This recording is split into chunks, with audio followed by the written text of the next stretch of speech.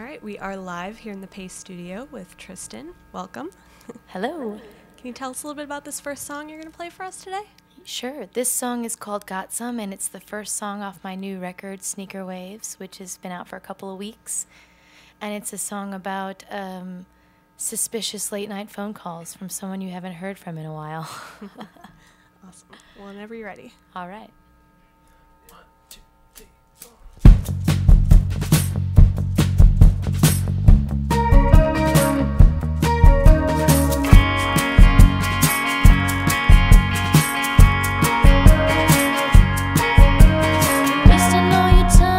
Secondhand throwaway,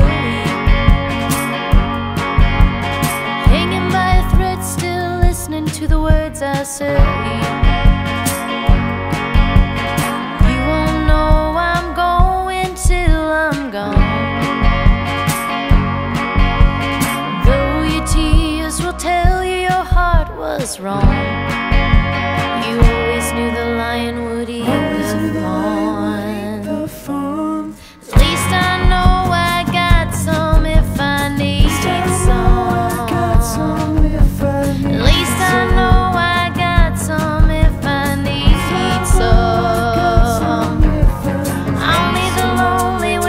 Themselves inside of your bed,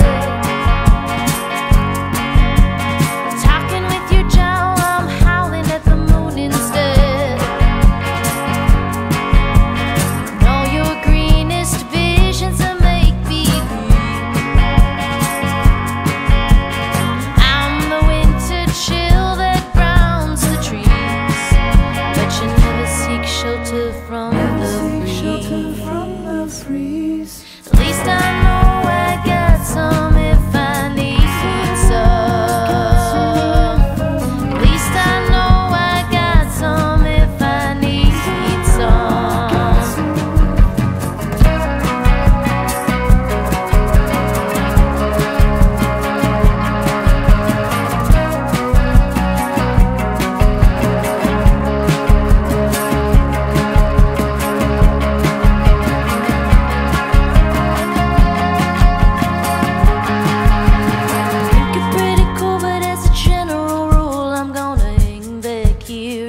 atmosphere. Think you're pretty cool, but as a general rule, I'm gonna hang back here in the atmosphere. Think you're pretty cool, but as a general rule, I gotta hang back here in the atmosphere.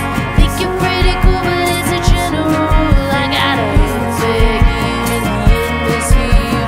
Think you're pretty cool, but as a general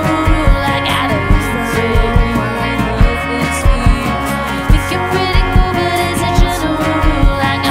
back here. Sounded great. Thanks. So I was recently going back through and rereading. We actually did a profile on you, I think back in 2010. It was the Best of What's Next story. And you, in that story, mentioned that one of the big through lines in your music is sort of the idea of finding patterns in life. Is that still the case with your music nowadays, would you say? Has that sort of held up as a motivating factor for you? Definitely. I think for me, music is very collaborative, and so when you write songs and you play shows, it's about you, but it's also about everybody in the audience, everybody in your band, people listening on recording, and so for me, I try to find patterns, like you were saying. Mm-hmm. I try to find like underlying truths, so it's not so much, what's happening to me, but what's happening to me, and then what happened to my friend, and then what's happening to, another friend in a different situation. So I try to find reoccurring themes and then maybe turn them into something specific for the actual idea for the song. But definitely interested in those things that we all kind of run into in our daily lives. and maybe make fun of them. Absolutely. Yeah. Well, can you tell us a little bit about the next song you're going to play for us? Well, this next song is actually about something we all experience, which is speaking to somebody and their projected image of who you are or what you are sort of dominating the conversation. So no matter what you do, you'll disappoint them if that's what they want. Or so that this song is about, I kept thinking about the image of being trapped in a glass jar. You know how when you're a kid you do the you collect bugs and you put them in the glass jar and you put a cotton ball of alcohol and then they die and then you pin them. I just kept feeling like that in these conversations. So I guess that image just kept going over and over, and I finally wrote the song after talking about it for a long time, and this one's called Glass Jar.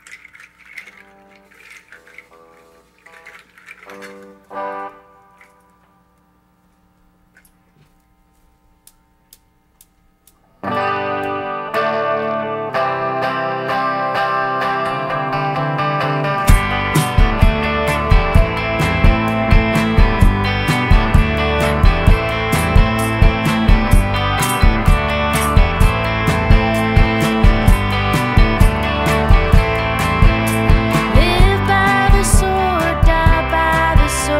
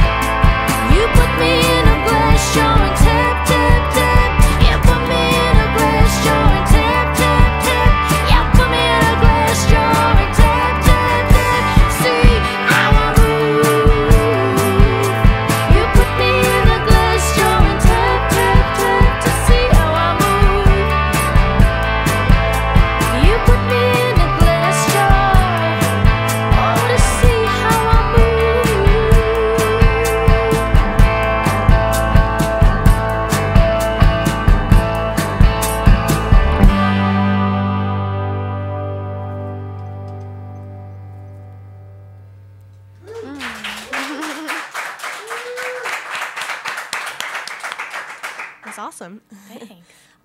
So I'm curious, I know you've done some poetry and you put out a book of poetry. Is your writing process different at all between the two, you know, when writing a song versus writing a poem, or is it sort of... I think it's sort of melded together. I've started, because when I'm touring, I can't really write music in the car. I do just a lot of like ideas and words. And I think sometimes, like the last song I just played, Glass Jar, the song and the lyric came at the same time. Very quickly, but sometimes I just have long streaming thoughts, and I didn't want a lot of these songs that didn't make it to the record to go away, and a lot of them were better without such repetition. So in songs you have repeating sections, because I write pop music, you know? Yeah. And in poetry it's actually way more concise. You don't have to repeat anything really. I think there's very rarely anything repeated in my poems, and so... And you can also write just a couple of stanzas if it's succinct enough. So I guess I approach lyric writing in a very meticulous way, and so that translated to the poetry idea. But I think I'm a much better songwriter than poet. It's poetry. If you read really great poetry, you realize just how hard and how wonderful really great wordsmiths are. So that's kind of a lot of the inspiration for the music, and also for I read poetry to help with writing songs too. Cool. Well, you've got one more for us. Can you tell us what it is and tell us a little bit about it? Sure. I just want to thank Coley Hinson on the bass and Ryan Brewer. We're gonna do and this is Buddy Hewen on the guitar, and say hi to Buddy, everybody, but we can't hear you, but we can feel you. This last song is called Psychic Vampire, and it's about a psychic vampire. A psychic vampire is probably someone that would put you in a glass jar. And also maybe maybe someone that would call you up in the middle of the night, wondering if your feelings have changed. There are all these things. It all comes together.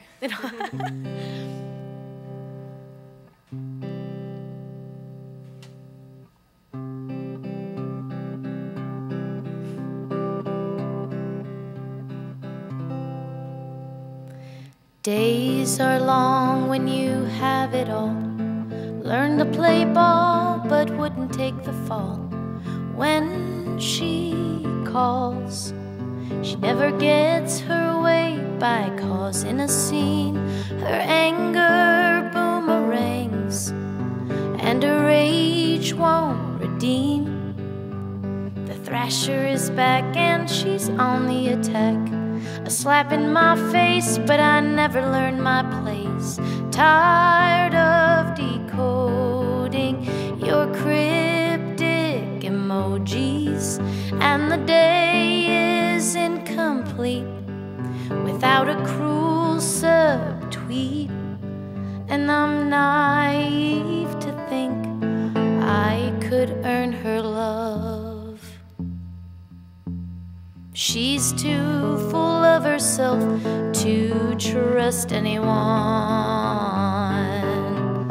Psychic vampire, dreaming of an empire, is the only beholder. You will only annoy her, and you'll never get to know a lonely destroyer.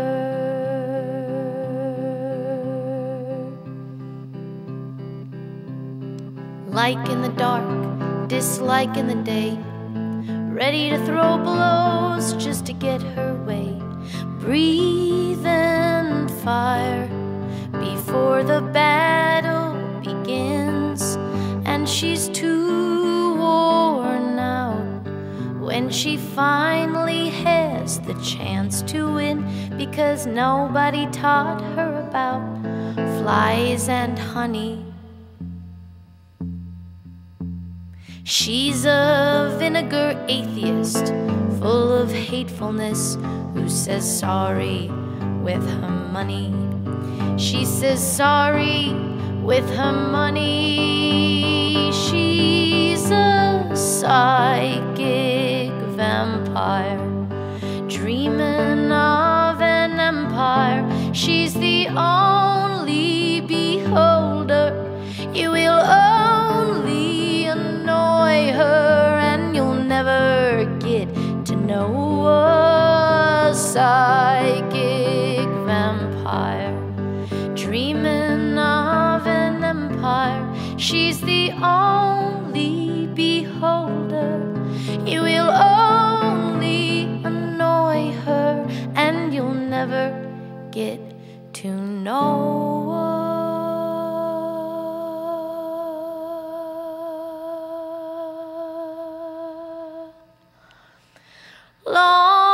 Lonely destroyer,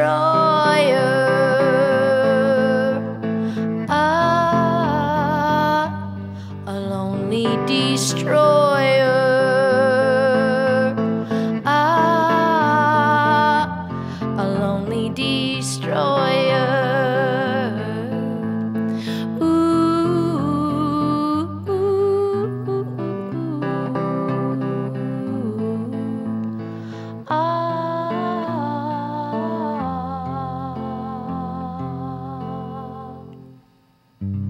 It's a very nice song, really. Lighthearted. Thank you. Very lighthearted. That was really great. Thanks. Well, before we let you go, we want to let people who are tuned in know where they can next see you live. You're going to be in Philly tomorrow night, is that right? And tour dates beyond that? Yeah, we're going to be at the Boot and Saddle tomorrow night, and then we're going to be at DC9 in Washington, D.C. the following night, and Club Cafe in Pittsburgh. And then we have a little bit of a break in August, but then we're doing West Coast and Midwest in September. Awesome. Well, thank you so much for being here today. We really appreciate it. Thanks for having us.